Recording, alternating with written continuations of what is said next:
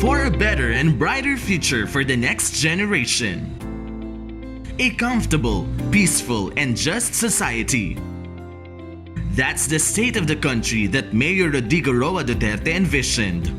Due to the rampant drugs, crime, and corruption that beset the country, their eradication from the society became his battle cry during his campaign for presidency. True to his words, President Duterte launched a massive campaign against illegal drugs upon assumption of office, which started with Oplan Tokhang that yielded 1.3 million surrenderers.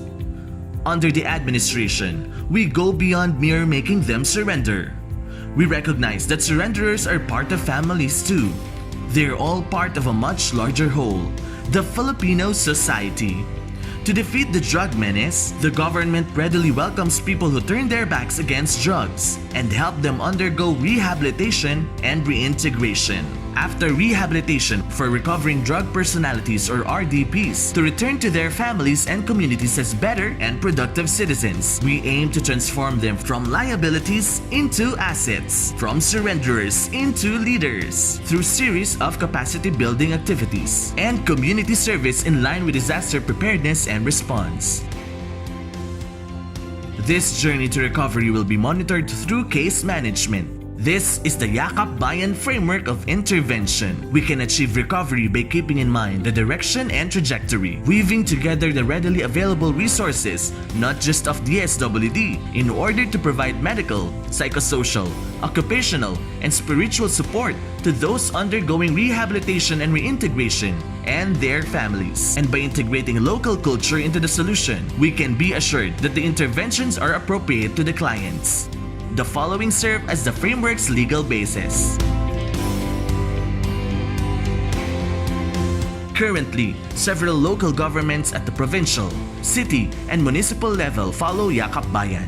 These localities have already created force multipliers for emergencies out of their constituent RDPs during and after rehabilitation. Just recently, the Social Technology Bureau completed the first phase of model building, which is process documentation.